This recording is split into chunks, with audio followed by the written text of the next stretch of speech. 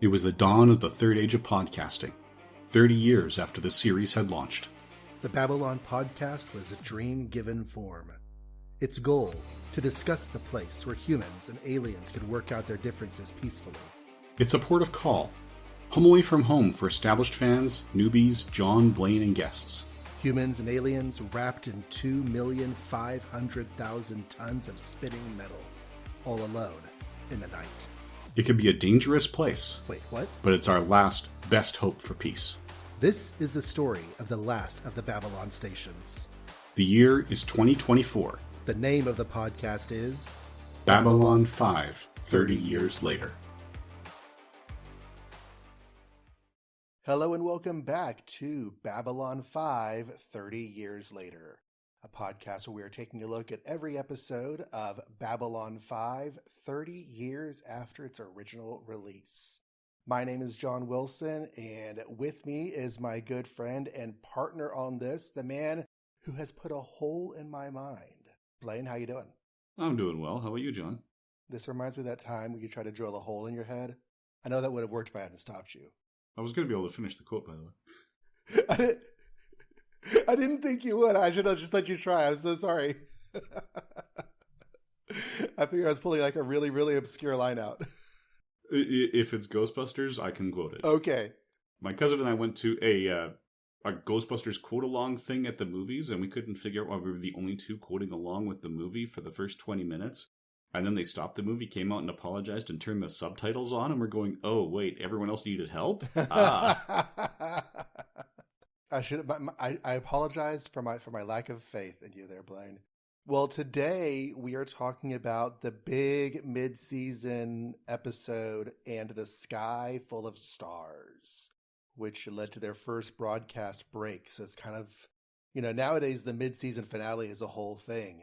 And this basically serves the same dramatic purpose. It is, yes. It is one of the bigger ones for the season. At least it feels that way the first time that you watch it. Yeah, that's true. And there's another broadcast break after TKO, even longer than this broadcast break is going to be. But I have no idea what TKO is or how big it is because, as I have said before, after this episode, I know nothing. This is the last one that I had seen before in a previous tip to watch this series. Actually, I don't not know nothing. I know that one particular cast member doesn't come back next season, but I'm not going to say who that is. Yeah, that was accidentally slipped by a previous guest, but edited out of our podcast release because we do like to be first-time viewer friendly. First-time viewer friendly. So, yeah, And the Sky Full of Stars. We have the director is Janet Greek. Now, this is our first time to hear her name in this show, but you said that she is going to come back. Yes, this is the first of 12 episodes of Babylon 5 she's directed. She also does the River of Souls TV movie and 2 episodes of Crusade. All right. So we'll actually see 15 directorial edits or efforts from her. And going through her IMDb at this point, her directorial debut was directing the Ricky music video for Weird Al Yankovic. Everyone knows that video. Yeah. Then 3 episodes of St. Elsewhere, The Ladies Club, a couple of LA Law, a couple episodes of Max Headroom. Looks like several episodes of Melrose Place. Yeah, we've got a few here. So 5 episodes of Melrose. We don't know. Actually, the first episode of Melrose Place would have been prior to Babylon 5. So she was doing that while she was doing this. Yeah, she did Melrose Place from 92 to 97 and Babylon 5 from 94 to 98. Actually, it looks like a lot of her directing credits were during these 90s years. So while she was doing Babylon 5, she was going around doing lots of directing at places. But her Babylon 5 and Crusade credits are her last. So she chose another career or something else after 1999. Yes, and just one other thing I want to highlight here, because it may not stand out for John just checking the IMDb here, but of these 12 episodes of Babylon 5, not only do we have a few season finales and season premieres, but Babylon 5, the way that they structure it, they kind of have a theme for the season. So when they start writing the season, there's going to be 22 different episode titles, and then one of those episodes gets renamed for the theme of the season. She has directed 3 of those. So that episode for this season is Signs and Portents, is that right? That's right. Yes. Okay. So that one, when they were talking about it and planning it, it was titled Raiding Party. And then they said, no, this is the one that fits the season. Okay, so that's going to be kind of our touchstone episode when we get there, which is still a little ways away. No, lies. Lies on top of lies. We're only 5 episodes from Signs and Portents. Yep. All right. And then the writer for this episode, this is one of the few episodes for the series that is written by J. Michael Straczynski, one of the, 95% of the show that he writes? Yeah, 92 of 110 episodes, 111 if you count The Gathering, but then he's at 93 out of 111 if you count that. So yeah, he wrote most of the show, and this being a key episode is definitely going to be one that he puts his pen to. Yeah, the plan when he was doing season 1 was to have 50% in-house scripts and 50% freelancers, and he would do all the arc-heavy episodes.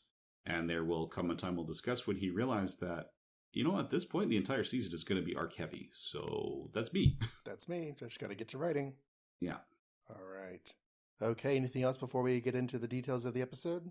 No, let's get into the synopsis. Everything else is best held until after that.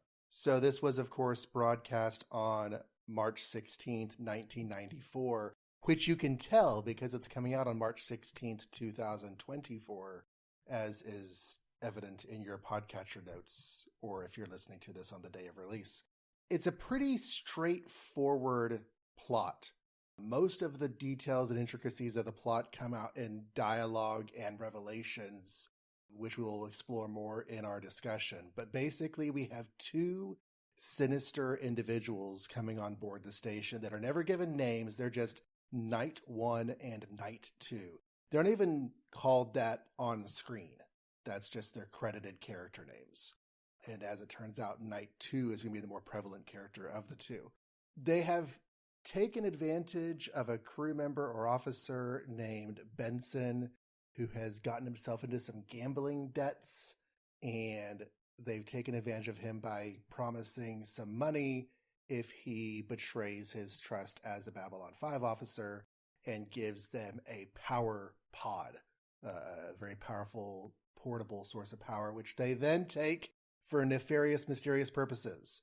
Sort of a side note along the way, we see a scene where Dr. Franklin is examining Delenn just to have a baseline of Minbari physiology, because this is not a sci-fi TV show where everything about every alien is automatically known by the computer. The Commander Sinclair, has some bad dreams about the last fight of the Minbari War, where he led a squad of, they're called Fury fighters, against the Minbari fleet. Yeah, the Star Furies. The Star Furies, that's what they're called. I don't know Battle of the Line. I don't know why I can't remember that. But yeah, the Battle of the Line. And in that battle, one of his pilots, one of his friends, was killed, named Mitchell. And it kind of focuses on their dialogue a little bit for reasons that'll become important later. And he wakes up from the dream, and the station is completely abandoned.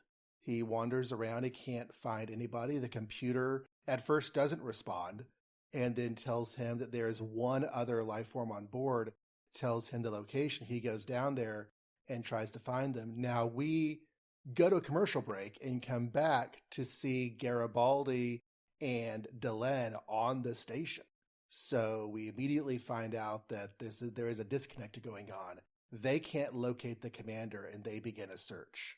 Back in Sinclair's situation, he comes face to face with Night 2, who basically spends a lot of the rest of the episode ranting and raving at Sinclair, because Sinclair, he was at the Battle of the Line, he blacked out. 24 hours later, the Minbari had surrendered. And Night 2 believes that Sinclair betrayed them, that Sinclair is lying about having blacked out, that somehow he and the Minbari colluded, and he gave Earth away to the aliens, basically. It's a lot more of it's not as hatefully bigoted. It's just more like, you made us lose the war to these others kind of bigoted. In any case, lots of ranting, lots of back and forth between them. This is all in a sort of virtual reality setup. We see what it really looks like, which is Commander Sinclair strapped to a chair, all of these electronics tied to him, and two like needles shooting sparks into both of his eyes to make him see what they want him to see. Knight 2 is hooked up to a similar setup, except that the electricity is only going into one of his eyes, allowing him to still partially interact with the real world around him, which is helpful whenever Benson, the officer that they took advantage of, stumbles upon their shenanigans, and he's like, yeah, kill that guy. And so Night 1 kills that guy. Back in the virtual reality setup, at first Sinclair is adamant. He didn't lie. He did black out. He knows nothing about what really happened. But then he remembers. He remembers that scene from The Gathering where the Minbari agent who tried to kill Ambassador Kosh told him that there's a hole in your mind. And that sparks some more memories that he had hidden or covered up or maybe just were removed from his mind, but now he can access them again, of being taken aboard the Minbari cruiser, being imprisoned, being interrogated, being tortured, and being surrounded by multiple gray cloaked and hooded figures whom we immediately think, is this the Grey Council? Because we've heard of these people before. And at one point, he's able to get free of his bonds, and he takes the hood off of one of the Grey Council members and sees a face that now, looking back, he recognizes as Ambassador Delenn. So there's more going on here than meets the eye. We don't know exactly what yet, but we'll talk about that in a minute. At one point, he's able to get free of his bonds from the virtual reality chair, and he's able to give a really good punch to the face to Knight 2, and then he uses his gun to shoot Knight 1, and he gets free. For a little while, all of the drugs and stuff that they used for the virtual reality are still in his system, and he thinks he's aboard the Minbari cruiser, so there's a little bit of a hunt and chase while he's out of sorts trying to kill Babylon 5 people because he thinks that they're, abductors. Eventually, Ambassador Delenn confronts him and is able to talk him down and calm him down, telling him that she is his friend. She is his friend, Ambassador Delenn, and even though he still remembers decloaking her, he comes out of it long enough for them to get him to medical treatment. Everything wraps up with the surviving Knight being taken off to trial on Earth, because evidently he's part of a larger group on Earth that is trying to prove collusion between Earth governmental and Minbari governmental people. So he's going to be taken back for trial for that. And Sinclair's like, I want to see him before we go. So they go down to the shuttle bay where he's being loaded up. Sinclair confronts him, but it is evident that through the shenanigans of being, forcibly separated from the virtual reality or whatever, something really, really bad happened to his mind. He seems not even barely, he's not lucid, he's not coherent, he's barely able to interact with reality, but he does recognize Commander Sinclair, and he's like, maybe we're still inside, and no one really knows what to make of that. He gets hauled off. Sinclair and Delenn have a brief conversation where Delenn asks if he remembers anything, and we see that Sinclair very much definitely does remember seeing Delenn, but he tells her that no, he remembers nothing. And then he goes and makes a captain's log entry where, I guess it'd be commander's log or station log, where he remembers everything and wonders, was this the Grey Council? What could it all mean? And Delenn is confronted by a Grey Council member and told that if Sinclair proves dangerous, he's going to have to be killed. And that's the end of In the Sky Full of Stars. We go on break for a month after that. Did I miss anything? I think those are the key points in terms of the summary of this episode. There's a couple things, obviously, I'm going to have to call up in giving form to the dream. Right. Some of which are obvious, some of which are not. I think the one element that makes sense, or that we should draw attention to, is that Benson, the one who was compromised, he had been taken off active duty by Sinclair and Garibaldi pending an investigation. And Garibaldi's aide restored him to active duty by saying, no, we checked the records, everything's fine. And then when Garibaldi rechecks it, he sees, yeah, there's a lot there. And there's some detail in that record that you'd think should have flagged for the aide. Unless the aide intentionally ignored it. Is that what you're implying? Either incompetent or colluding. I'm not going to say which. Okay. So there's a question raised. Why did he bring him back to active duty after all this? Okay, that is definitely a question mark. I really like this one.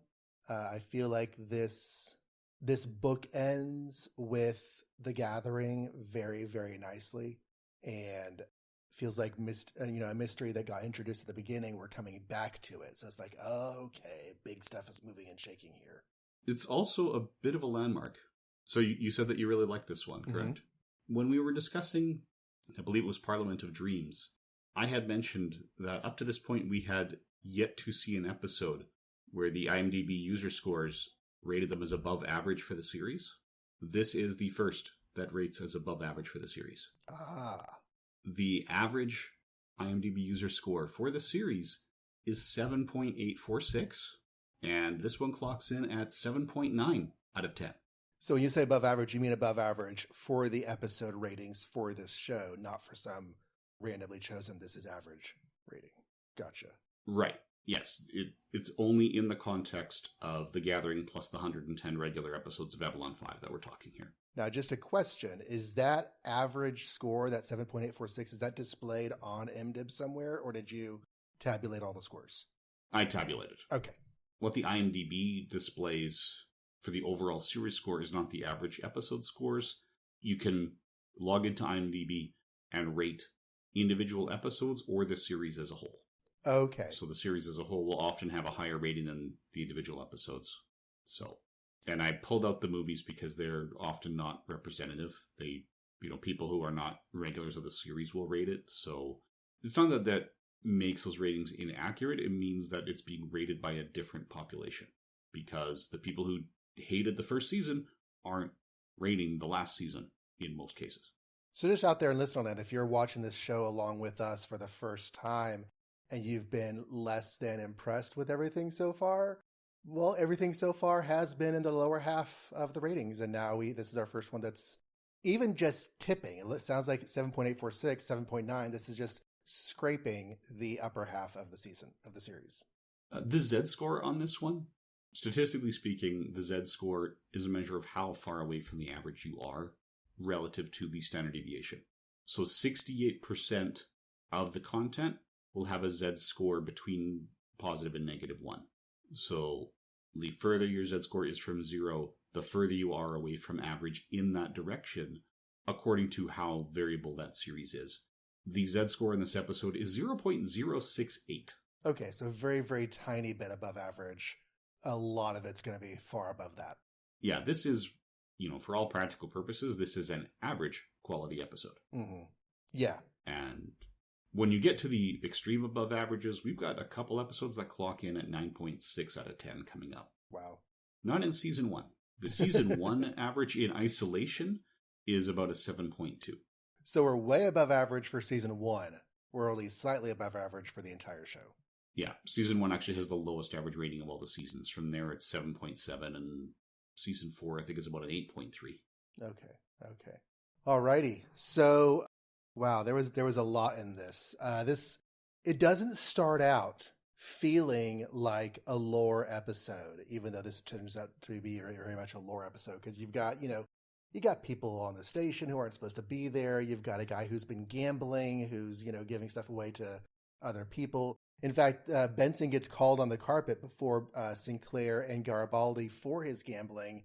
And I thought it was just kind of neat to find out that, they have policies in place that officers are supposed to adhere to, because gambling can lead to some very bad choices that put people at risk for their health and safety. And you can't have that with officers.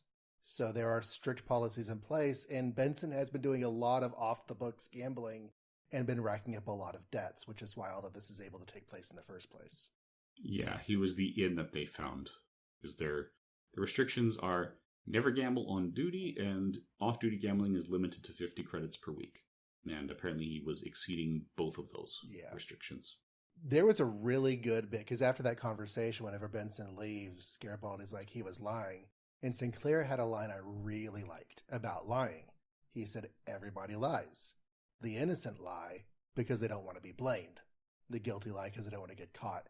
And just that idea that everybody lies is something that I don't feel like it's talked about a lot. I mean, most of us probably make it a point to tell the truth, like almost 100% of the time. But I would think that like almost everybody fails 100%, at least somewhere along the way. And usually it's because of a good self-preservation reason. But yeah. Yeah, it's something that, like you said, everyone aspires to 100%, but then if you get a 3-year-old asking you if Santa's real. Don't lie to the 3-year-old. Don't tell them Santa's real. Yeah, it's tough. I had to walk that line with one of my younger cousins once, and oh yeah, thankfully he didn't say Santa real. He said, "Do you believe in Santa?" And I just answered questions with questions. I said, "Well, why wouldn't I?" Setting it up as a question, like, you could convince me not to. He chose to take that as affirmation. So I found that answering a question with a question was more avoiding the question and more lying, but letting him draw the conclusion he wanted to draw. And when you have stuff like that where other parents can feel very prickly about the choices being made, it's good to find a strategy that preserves your integrity, but also preserves their parenting choices. So the conversation between Delenn and Franklin, after he examines her, it seems like they're just making conversation. And the war comes up, the Earth-Minbari War. And I don't know that we get a duration for this, because we always talk about how it ended 10 years ago, but I don't know if it was like 3 months long, 5 years long, whatever. But his life before the war, he definitely part of his career existed before the war. And even though he's a young man, But anyways, where I was going is that she asks him, what did you do during the war? Because he says he did eventually get involved toward the end. They asked him to turn over his notes on Minbari physiology so that they could develop ways, or see if there are ways to develop biological weapons against the Minbari. And the acting from Delenn's actress is really great, because there's just the subtlest of shift in her expression. It becomes slightly accusatory, slightly suspicious. And she's like, did you turn them over? And Franklin, being the absolute cinnamon roll that he is like, no, I burned all of my notes rather than have them used for something like that. So that was pretty great. Yes. And to answer another question, even though we don't have the time frame on screen yet, I checked the chronology books while you were talking here. The Earth-Minbari War ran from 2245 to 2248. Okay, so 3 years is definitely a war, but it's not like a large chunk of an adult's lifetime. Yeah. It's recent enough, because like we said, it ended 10 years ago, so it started, 14 years ago? 13, 14? Because we're in 2258 now. So, yeah, looking at it in that context with that neighborhood, a lot of our characters will remember it, but, if they're in their 20s, they would not have been an active participation. But most of our cast are 30s or 40s, which you should probably point out is kind of unusual for a sci-fi show, even though when JMS was responding to people online saying, why don't you have any younger people? And he's like, because this is a military outfit and it takes time to reach these ranks. Mm-hmm. You have to get promoted to this point. So, and TV dramas do tend to cast younger than is sometimes believable. But yeah, this is a lot of our characters are career military, so they need to be in their 40s or more. Yeah, this isn't like the 80s when a bunch of ad execs said, well, 30-something is a huge drama. We should do something competitive that's a comedy. So they called in a woman who had a track record of making a lot of great sitcoms and said, hey, can you make a sitcom about an older generation of women? And she came back with the Golden Girls. What? The 20-something execs were picturing 30-something women. She made the right choice.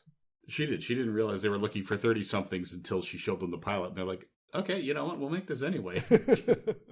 The other part about that conversation with Delenn and Franklin is that Franklin returns the question, what did you do during the war? And Delenn's like, yeah, that's a topic for another time, because I totally gray counseled, shadow manipulated, government personed the war. It's one of those, I watched it happen, I made it happen kind of things that she's just not going to confess up to yet. Or that's how I read it. Okay, yeah, she's definitely holding back. Yeah. Again, tipping for our Giving Form to the Dream section, we will know exactly what Delenn was doing throughout the course of the war by the time this series is finished. Yeah, I imagine it's one of those things they're intentionally teasing us about, but They don't want to say, yeah, because it's only episode 8 or whatever episode it is. Yeah, they raise it up just to get people thinking about it. Get them going, oh yeah, what was she doing? As we were going through his dreams, Sinclair's dreams, it wasn't immediately clear that this was the Battle of the Line. It felt like it probably could be, but didn't have to be. And I don't know if they should have broadcast that more ahead of time, or just the way it played out and letting you figure things out as you go was the better choice. But there's not enough information in his first flashbacks to tell you this is definitely the Battle of the Line. No, but there's no question by the end of the episode, so... Definitely. Yeah, I think playing it this way doesn't just work to help keep the audience engaged when you see the same flashback a little bit longer and a little bit longer and a little bit longer. If you know too much the first time, you can get bored with it. Mm-hmm. But it's also keeping in with the tone of the show, where they're going to be asking questions early and answering them much later on. Oh, the Babylon 5 officers have a little gray piece of metal on the back of their hand. And it's just kind of there, and it's just part of their look. And it's explicitly shown here for the first time that I noticed that is a removable adhesive communicator. And like, they can take it off their hand and put it back on their hand, but that's how they communicate. You know, instead of having like the touch badge on their chest like on Star Trek, it's something like a Dick Tracy wristwatch, but it's an adhesive on your back of your hand. And I had not noticed that before this episode. Okay. It actually had come up earlier when Sinclair reconnects with Catherine Sakai in Parliament of Dreams. He takes it off and shoves it in his pants pocket when people are talking to him. Okay. Yeah, and then Catherine says, your pants are talking to you? That's right. I remember that your pants are talking to you. I don't remember seeing him take it off, but I believe you. Yeah, they didn't make a super big deal of it. He just kind of pulls it off and slips it in the pocket. But yeah, it does happen on screen. It's just not where your attention is necessarily focused in that moment. Right, which is, you know, it's one of those possibly deliberate, possibly passive choices that was made. This is a normal part of their attire. This is as significant as their socks. It's just there. You don't necessarily have to draw attention to the fact, hey, I have this communicator on the back of my hand. So, like, as you're slowly watching, you're beginning to realize what the different aspects of the thing are. Mm-hmm. I was really surprised at how empty that station felt. We have never seen it look this empty. It's a city. It's a small city in space, and there are always people in the corridors, people walking by, people in the rooms. So whenever he wakes up and it's abandoned, it felt creepy. They've just done a really good job making this feel like a large, lived-in environment. Yeah, they have done that really nicely. And like you said, it's not necessarily obvious until you have that contrast, especially that main corridor. So that main corridor, that large hallway where you can start to see some of the curvature of the station, that is actually the only standing set. Everything else is what they call a fold and hold. So they could take any set apart, store it, and then put it back up quickly. Okay, I was kind of wondering about, because we've seen quite a number of locales on the station. Interesting. The newspaper had some interesting headlines. Yes. Yep, virtually all of which are foreshadowing. I imagine that they were either foreshadowing or tying into something that we've seen a little bit of already. To give context, the first scene that we see of the station after Sinclair's VR situation begins, Garibaldi is reading the paper and Delenn walks in on him and he folds it. And I paused and wrote down all of the headlines. So shall I run through these for the listeners? Please do. Okay. So you let me know if you can say anything about any of these as we go. So first one, pros and cons of interspecies mating. Marsupials definitely have the right idea on child rearing, say some. I don't know about marsupials. We already talked about interspecies mating and how there's like guidelines on the station. Yes, and that's a concept that will be returned to. Okay. The Narns settle the Ragesh 3 controversy. Now, this is a callback to that diplomatic argument between the Centauri and the Narns that was basically a background plot point to let the new aides have time on TV. I thought that was the Euphrates Treaty and Ragesh 3 was Midnight on the Firing Line. Oh, okay. I could be getting my plot points confused. Oh, that's right. Ragesh 3, that was the station that got attacked at the beginning. Yeah. Yes, that is the one from Midnight on the Firing Line. Okay. So it was a Centauri station. The Narns attacked it and then tried to cover it up. And yeah, that led to some reinforcements of our ideas that Jakar was a big bad, because he was definitely being a big bad in that episode. One of the headlines says, Psycor in election tangle. Did Psycor violate its charter by endorsing the vice president? Yeah, so that, Psycor is not supposed to take sides in politics.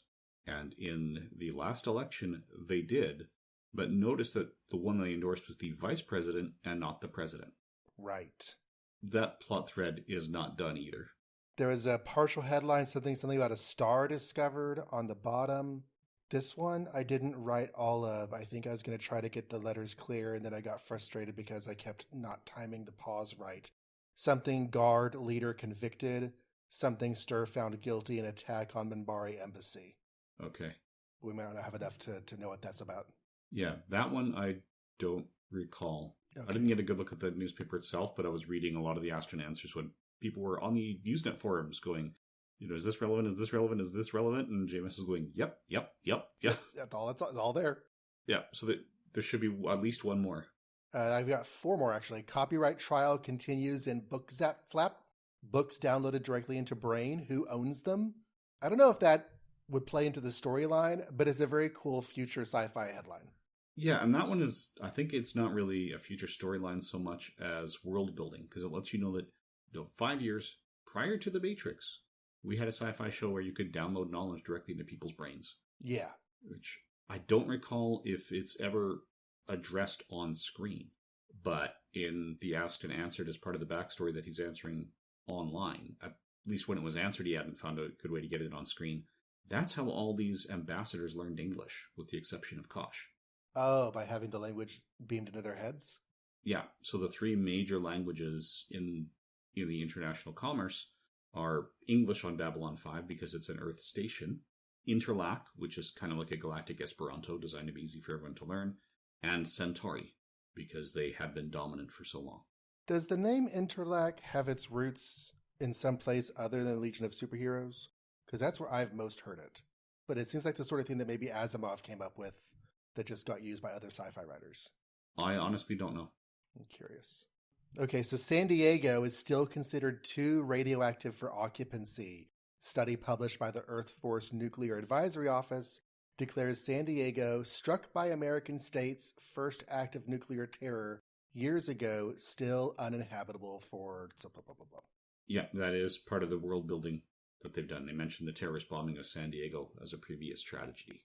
Right. So staying consistent. Oh, and the Earth Force, those are the racist Earth First people. No, that's Home Guard. Earth Force is the combined military that all the Babylon 5 personnel work for. Oh, my bad. Okay, so Earth Force is just the military. Gotcha. I guess an analog to Starfleet. And finally, President promises recent budget by, and I think it was cut off. And those are all the headlines that I got. Okay. There was some feedback on another one with the idea of things living in hyperspace as well. I didn't even see that one. Okay. Things living in hyperspace. We jumped through hyperspace to get to and from this station. Seems like that might be an important idea.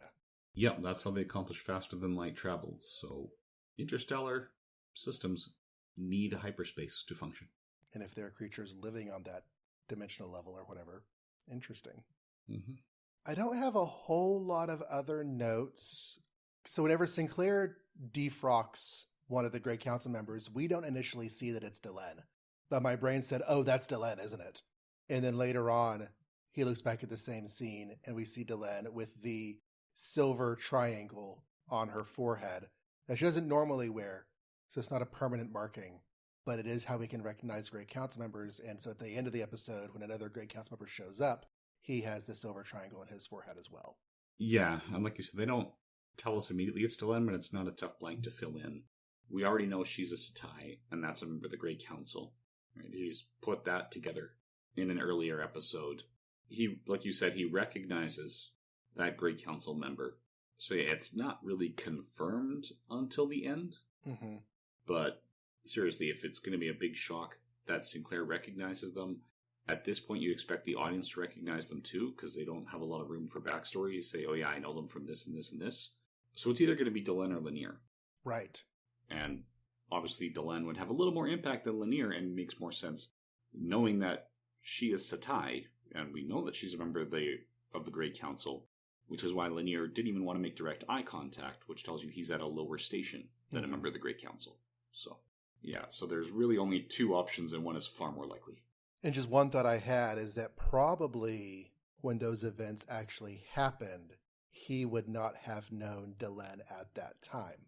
But now that he's looking back at that memory from his present day perspective, he's able to see the face in the memory and go, oh, I know who that is because I know her now. It's an interesting connection. There's also probably a couple of things we should note on the production side before we go on too much further. Mm-hmm. This was the 6th episode produced of the season, even though it aired 8th. Okay. And the role of Night 2 that went to Christopher Neame, who, he was in License to Kill as Fallon. He was in The Prestige. He was actually in Ghostbusters 2 as the maitre d', for another Ghostbusters reference. That role was originally intended for Walter Koenig, but he ended up having a heart attack and getting the surgery for it. So they had to reschedule him, but they still wanted to use him. So that's one that probably worked out well, because Bester comes back a lot more than Night 2 does. Yeah. This definitely brings an end to Night 2's story, apparently, in a way that I would not have wanted to see for Bester, because leaving Bester as a possibly returning threat, I feel like works well for him. Yeah, I forgot to mention where the actors are from. So Night 1, I recognized from 2 Star Trek appearances. He is Khan's son, Joaquin, in The Wrath of Khan. Well, maybe not biological son, but he plays like a son. He's one of the other genetically engineered people that Khan is very fond of. And then he was also in a first season episode of Star Trek The Next Generation. Yeah, he was also in the V TV series, the Blade film, and he was the character Absalom in 3 episodes of The X-Files in seasons 8 and 9. And if you're a fan of V, there is a podcast out there done by the Fire and Water Network called Once Upon a Geek. And back in 2022, Shag did a 3-episode series on V. So recommend going and checking that out. Yeah, it should be easy to find. That's how he launched the podcast. Right. It's like one of the earliest episodes. Yes. It's well done. I sent him some feedback and also a link to the V Commodore 64 game that he was aware of but had never played. All right. Turns out it's abandonware, so it's out there and playable in multiple forms. That is fun. The Earth-Minbari collusion that is brought up seems like a story idea that we're definitely going to come back to, so we can talk about that more in a minute. But the end, whenever Night 2 is saying maybe you're still inside. So I read that as a couple things. It could be paranoia about still being connected to the cybernetic reality, but it seemed like there was a pretty obvious double entendre that Sinclair is still connected to the Minbari somehow, that he's still inside that situation in some way that is yet to be discussed further. Yeah, that's not far off the mark. So anyways, those were all of my thoughts on the episode. You have anything else before we move on to Shadows and Portents? Yeah, I think most of those foreshadows are the giving form to the dream, the stuff that's coming up. We've covered most of them. We should do our last best hope before I fill in the last couple of blanks. Right. Of the foreshadowing that was happening here. Okay, so what is your last best hope for this episode? Let me think. Oh, I'm actually thinking of it now. I missed another production thing that's worth bringing up, so I'll relay that production trivia. During some of these effects in the hallucinatory world, they do some optical effects with the lenses. Mm-hmm. They had actually tried to rent a specific lens called the Mesmerizer to do this. Only the company that they were renting it from accidentally rented out the one that they had prepaid for to another production. Oh. So, earlier in the season, I mentioned that JMS liked people with stage credits and liked people who can improvise and make do. Director of photography John Flynn came back to the set, went right to the craft services table. Craft services where all the food comes from. So meals, but snacks during the day as well. Went through their table, found a glass pretzel bowl, dumped the pretzels, cleaned it out, and used that as the lens. It's just shaped glass, right? So it works. I like it. That's pretty great. Yes, so this was filmed through a pretzel bowl. Now, I want to know if they got refunded for their prepaid lens they got denied them on the day. That seems like that's where they should get their money back for. Yeah, I want to know both that and who they accidentally sold it or rented it to instead. Right. But yeah, because Hollywood is notorious for backdoor deals and things like that. I have a friend who knows people who were in the TV stations in Florida when this was airing, and they were, or he's under the impression, and I'll say that this friend, I don't want to name him on air because obviously, if he says it, if he says it, he believes it, but it is hearsay.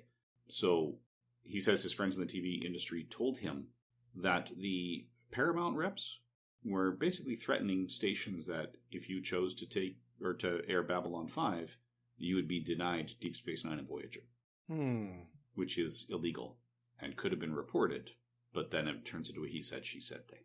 Right. So, well, that's unfortunate. That's part of the reason I'm wondering, well, who had the lens and why did they do it? So, I see, yeah. My friend said that. I'm not going to name him because he's actually been doxxed by people just because he irritated them. Well, we don't want to name people on situations like this. That's fine. Yeah. Especially someone who's already had SWAT teams show up at their door because he corrected them on biblical knowledge. Because he knows more details about the Bible than most people, and a lot of people believe in what they feel is in the Bible, and when he said that that's not actually what it said, they got upset and doxed him. Oh. So. Humans are fun. Yeah. At times, yes. So, anyway. Now, I'm not saying that the bigwigs at Paramount were supporting that. That sounds like the kind of crap a salesperson might do on their own. But anyway, apparently that was happening. So, and that's part of why I was standing out, because to me, that's a level of improvisation to get the show done and dedication that kind of stands out. So that's actually where my mind was going to. That can be your nomination, yeah. Because that's just the level of production and craft it takes to put the show together on the budget they had. Because the budget was not huge. Apparently, they made this entire season of Babylon 5 for less money than it cost to make the pilot episode of Voyager. So, you could watch it and see, yeah, they don't have Voyager money, but when you realize how big that difference is, that says so much about the production staff putting it together. That first episode of Voyager landing on the planet, I imagine, was a pretty big money suck to make that look real and believable. I contend that the first episode of Voyager is a pretty solid episode, maybe the strongest episode of that first season. It certainly sets an expectation higher for the series than it ends up meeting, in my estimation, as that first season goes on. I would even say that the pilot episode of Voyager might be the strongest episode of its first 3 seasons. It is a really rock-solid pilot. Yeah. Generally speaking, there's like 4 or 5 Star Trek series I like better than Voyager, but that pilot is almost untouchable. But not being a Star Trek podcast, so there is a scene early in the VR situation, which is part of how they establish to Sinclair that this is just a simulation in his mind, where Garibaldi, and it's immediately after the scene where Garibaldi and Delenn realize the commander's missing and Garibaldi goes off to find him. We cut back to the VR and Garibaldi walks in and says, "Hey, I was looking all over for you, Commander." And Night 2 shoots him. And then Garibaldi walks in front of the hallway. "Commander, how's it going? Commander, how you doing, Commander?" And between that scene saying Commander like 25 times in the space of 30 seconds, and then just since a lot of the dialogue is directed to and about Commander Sinclair, the word Commander is said so many times in this episode that I want to snarkily give Last Best Hope to just the word Commander. Because if they're paid by the number of times they use it, then man, they got their money's worth this time. But I think I'm going to instead give the Last Best Hope to the reveal of Delenn.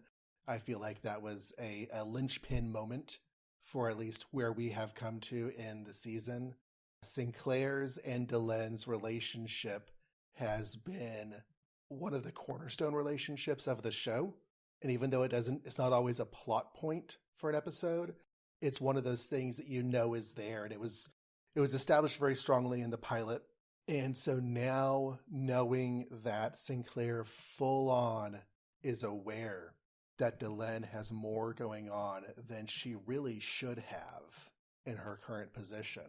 I'm very curious to see what's going to develop between those two. And the fact that Delenn may suspect, but can't be fully certain that Sinclair remembers anything. She is sort of dependent upon the fact that he doesn't. So the fact that he does, lots of stuff going on there. So that revelation of that connection is my last best hope for this episode. Yeah, I can see that because I suspect that's why you remembered as though you'd watched the entire first season and said this has kind of that season finale energy, was that reveal. Knowing what's coming in the season, this would be small for a season finale. Yes, we have major revelations in terms of the relationship between Sinclair and Delenn, but that only it's got a major impact on Sinclair and a minor impact on Delenn, who apparently remembers it all. Mm-hmm. And those are really the only two characters that are significantly touched in this episode, which is what makes it small on the Babylon 5 season finale scale. Right. It's worth pointing out, in case it hasn't been clear in our discussion, that this is a very small cast episode. Most of our regulars don't show up. Yeah, we don't have any ambassadors other than Delenn and none of their assistants. Right. When we get to the actual season finales, it's going to be like all hands on deck. Right.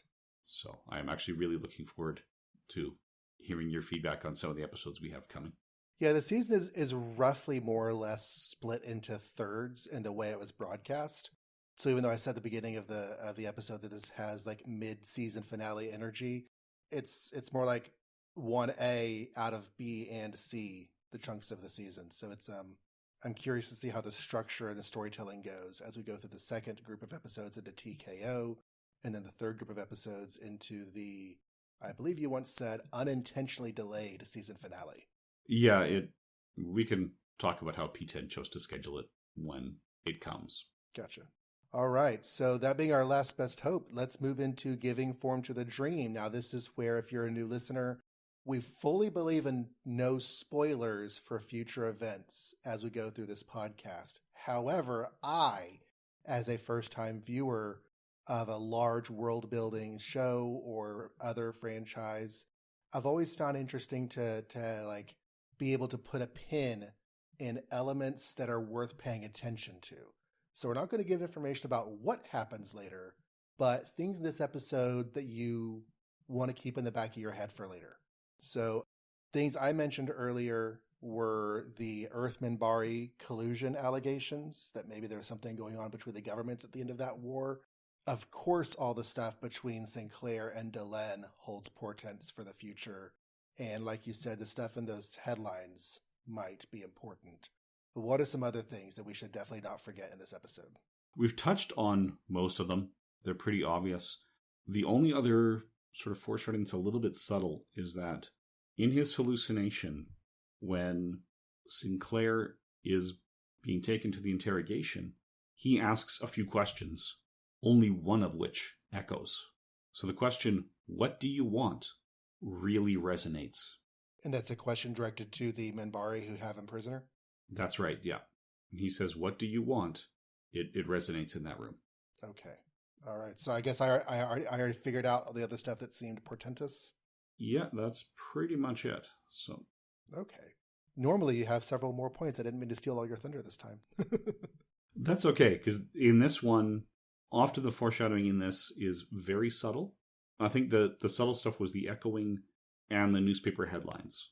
The rest is not so much a subtle foreshadowing as, no, this is ongoing story. We're just telling the next part. So that's going to happen. We're going to get the arc episodes. The giving form to the dream is going to be a lot more obvious because they're not hiding things in plain sight. They're just flat out saying this is happening. Mm-hmm. Mm-hmm. And then, of course, as we get closer and closer to the end of the series, we're not going to have as much there because, that the story is wrapping up and there's nothing left to foreshadow. Gotcha. Alrighty. Well, we're coming up to an interesting point in the production of this podcast because, as we said, there is a broadcast break after this episode. Next episode, Deathwalker, was released on April 20th, 1994. So our next regular episode of the podcast will be on April 20th, 2024. But rather than leave a gulf of 4 weeks with no episode, we decided that during these broadcast breaks, we are going to do a less frequent release schedule of specials. Since we only have a month between now and next episode, we're just going to do one special, and that is a feedback special. We have not responded to any of your feedback because A, this is the past. You haven't sent it yet. But also B, we wanted to kind of clump it all together. So we are going to be recording our feedback special early in the morning on April 6th. So if you have not yet sent in your letters or comments or thoughts on the show, try to get them in by the April 5th so we can do that recording on the 6th. And then in your podcatcher feed, we will have a feedback special released on April 13th, which is, of course, the week before our next regular episode coverage. Yeah, so there is that 1 week delay because Jon and I are both teachers by day, and we need time to do the editing. Teachers by day, superheroes by night. It's a busy life. Yeah, see, I just do the teacher by day thing. I'm not the superhero by night because your planet's yellow sun doesn't let me use my other superpowers. I'm sorry. I can't control the sun, dude. We've talked about this. Stop blaming me. But speaking of feedback, Blaine, how can they get in touch with us? Well, one way is to send email to Babylon5 30 years later at gmail.com using numerals or words for the numbers, your choice. We've captured all 4 of those email addresses. You can also leave comments at either of the 2 websites where this show is hosted, the first of which is my website that has all of my various podcasts, including this one, and that is johnreadscomics.com. There is no H in John. Just go there, find the episode posting, and leave a comment. You can also leave comments at bureau42.com, and those, unless you specify otherwise, can be read on the air as well. If you send us a review, we will happily thank you with all of our hearts and read your review on the air. We check Apple Podcasts regularly for reviews. If you leave a review through some other podcatcher medium, send us a note somehow, some way, if you would like us to thank you and sing your praises on the air. And finally, we will also accept comments on the YouTube posts that go along with all of our episodes, since we are posting these on YouTube with a variety of organized playlists. And we always like to close the episode with a podcast promo to tell you about another show. This is a segment that we call the Zocalo, where everybody comes together for their, drinks and social time. And we're going to socialize with some of the podcasts. So, Blaine, what is our podcast promo for this week? So this one is one of the shows that I am doing. It's Bedtime in the Public Domain, which has been a little sporadic since the baby was born. But there's a number of books and stories that are in the public domain that are just being read in that podcast. So I've done most of the reading. Jon has stepped in, and he read The Eagle's Shadow in one of our earlier topics as well.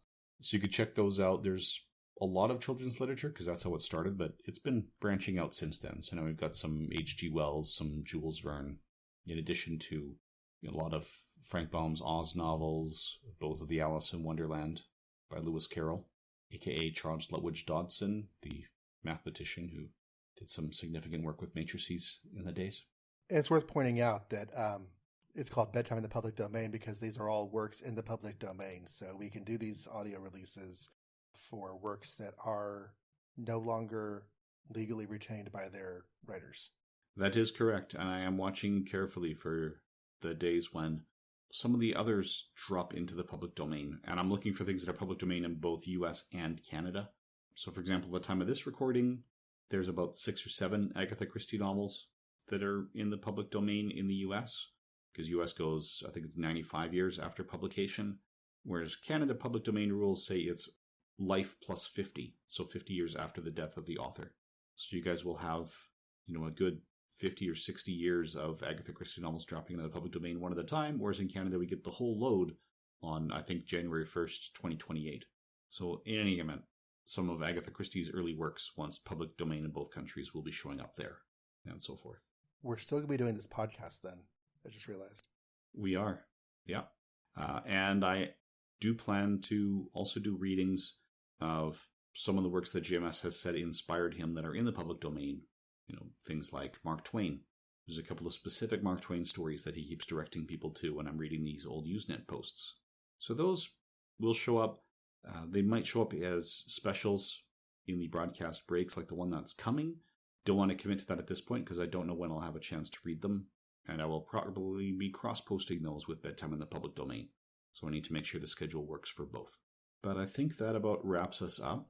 So when we come back, as Jon said, get your feedback in by April 5th to be included in our April 13th feedback episode.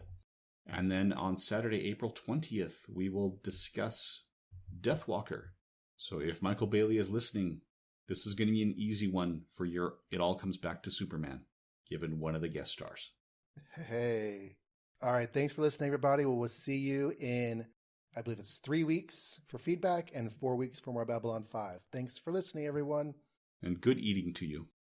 Hi, I'm Blaine Dowler, host of Bedtime in the Public Domain. In this podcast series, I'll read bedtime stories from books in the public domain. Each weekday, I'll release one chapter or short story from a selected larger collection. Once the entire book is done, I'll also release an audiobook version, including all chapters or short stories, before taking a few days off to prepare the next series. All stories will be from one of the children's categories from the Project Gutenberg website, because they do an excellent job of vetting the content to ensure it's in public domain, and I have neither the time nor expertise required to do that myself. Suggestions for the stories that come next are welcome and encouraged. You can find the show at Bureau42.com, on iTunes, and on Stitcher.